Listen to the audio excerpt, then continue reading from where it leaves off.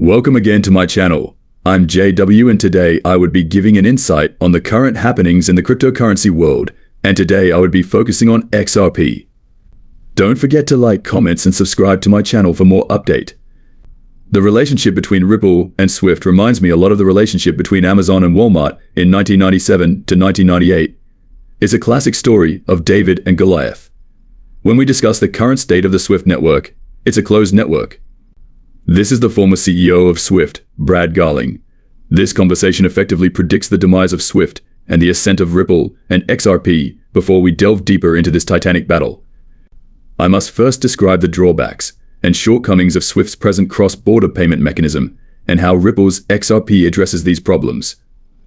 This is a straightforward comparison of a fiat-to-fiat transaction using the Swift network versus one that uses distributed ledger technology, just like Ripple does. As you can see, the Swift network will take 3 days to process a transaction from Southeast Asia to Europe, whereas the DLT network will complete the same task in 3 times the time. Currently, the UK to Europe and Africa to Europe are equivalent, but as we all know, Ripple's technology can actually process transactions much more quickly than this DT network work. If I were to send you a peer-to-peer XRP transaction, we could complete it in a matter of seconds and it could go worldwide. At the touch of a finger, you can access any location in the globe, but it doesn't stop there. As you can see on this screen, the DLT network is also up to 10 times more cost-effective. Swift is about to be replaced by Ripple's XRP cryptocurrency, which offers a more cost-effective and efficient international payment method as affordable in terms of the real fees you'll have to pay. And this is made feasible by the differences in how Ripple's fast banking system and its correspondents, fast transactions intermediators, operate. While banks are essential to the process, having all of these middlemen makes it much more difficult to complete the transactions. Expensive and inefficient.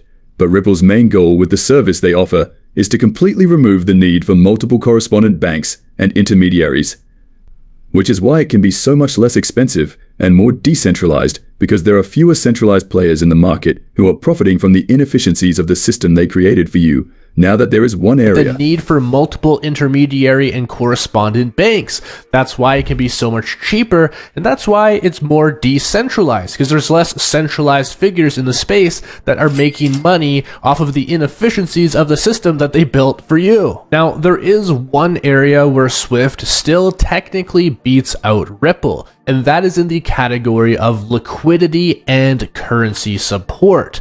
Because of Swift's massive network of centralized banking institutions internationally, they do have access to a number of different currencies that are used every single day, and of course an immense amount of liquid capital that can be used at any given moment with how fractional reserve banking works, which essentially means that all major banks only need to hold 10% of the funds that you deposit there, sometimes even less than that. While Ripple, on the other hand, uses its XRP cryptocurrency, where when a payment needs to be made from one currency to another, XRP serves as an intermediary asset to facilitate that exchange. This allows financial institutions to access on-demand liquidity of XRP in real time from cryptocurrency exchanges or different liquidity providers. And this ensures that they all have sufficient XRP to meet their international payment flows without having the need to actually hold the asset.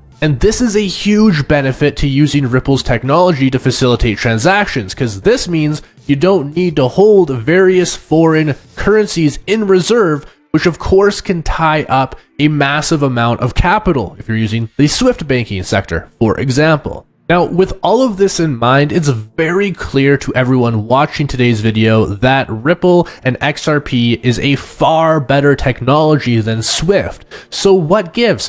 Why isn't Ripple XRP already mass adopted by all of the financial institutions all across the world? The answer to that is regulatory compliance. As we all know, the SEC has been hammering Ripple with multiple lawsuits in an attempt to slow them down, while all of these other massive institutions, like Swift, for example, that have the SEC in their pocket, by the way, are trying to scale up their technology so they can actually compete with Ripple. That is their whole master plan here. And naturally, because of these ongoing lawsuits, which Ripple is making amazing progress with, by the way, banks have been a little bit slow to work with them. It just makes basic business sense to not do business with somebody who, one, you're not really entirely sure is technically a security or not, and two, has multiple ongoing cases with regulatory bodies. I mean, that's a very intimidating task to do. You're essentially asking the SEC to look over all of your crap as well, which a lot of these banks do not want. So basically, the only leg up that Swift has on Ripple XRP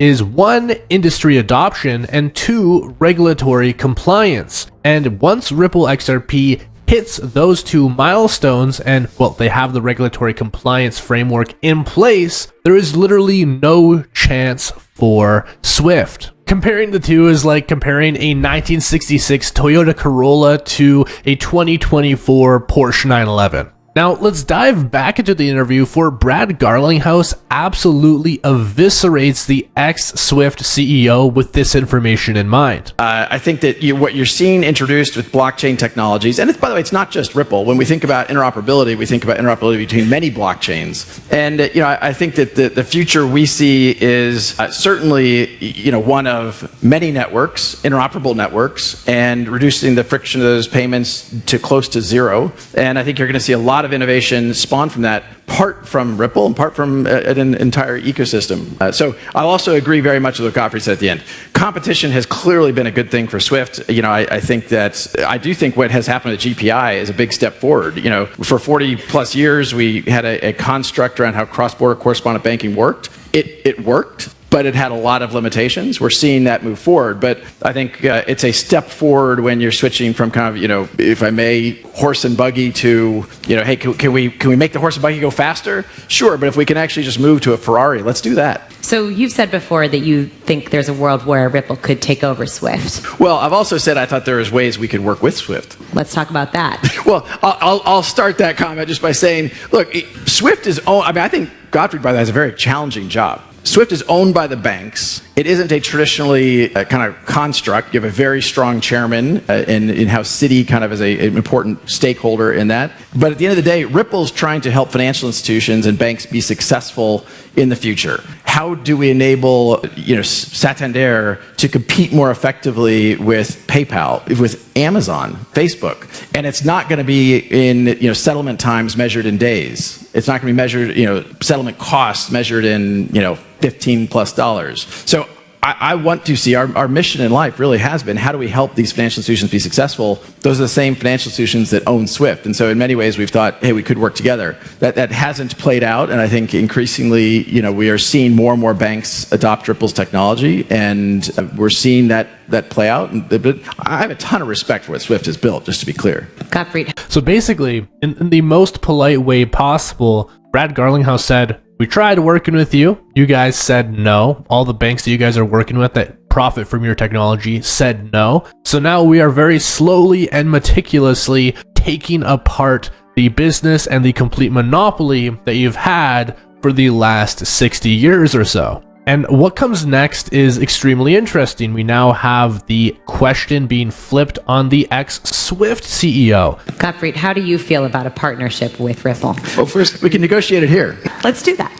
Maybe one is, there's two types of competition, I think. The one is between the bank-centric model, and then there's lots of people who are trying to build cross-border payments outside of the bank system. And that's an interesting one to watch. And there you could see a shift in paradigm. I do think that there will, going forward, be a crucial role for banks. There's a reason we have banks. There's a reason they're regulated and all of that. So I don't see the role of banks going away if they innovate fast enough, which they, I think, appear to be doing. So it's the banks to lose. So from that perspective, we are on the same boat of having a bank-centric model. In terms of one of the exciting things about the new GPI platform is the fact that it is extremely interoperable and open. And we've always had links to other networks. We're going to enhance that with API access. And we are announcing, I think, later today, a proof of concept with R3, an R3 blockchain on trade, where you can initiate a payment on the trade platform and then it goes into GPI. And so we're exploring interconnectivity with a lot of things, and banks have always been about that interconnectivity.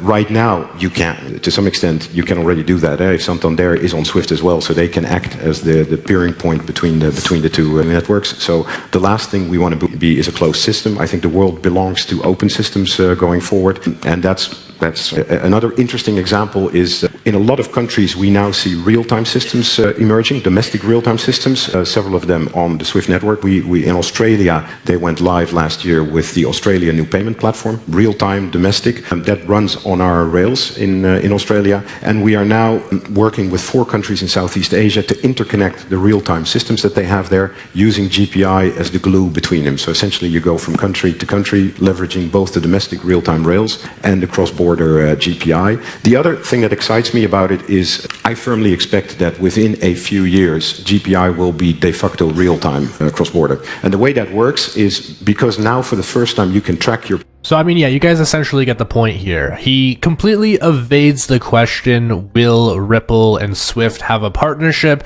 Then he goes on a complete shilling fest of all of these new amazing features that SWIFT is developing. But let's face it, from everything that I just shared to you, real-time information about how SWIFT compares to other ledger-based technologies, there's no real comparison. It is still so inefficient, and even after many years, like this was in 2019, in many years, they still have not caught up and they're nowhere near the same level. So we must really ask ourselves, why is this? Why is it that SWIFT, even after 4 or 5 years, can't catch up to the ledger-based technologies? Because they don't want to.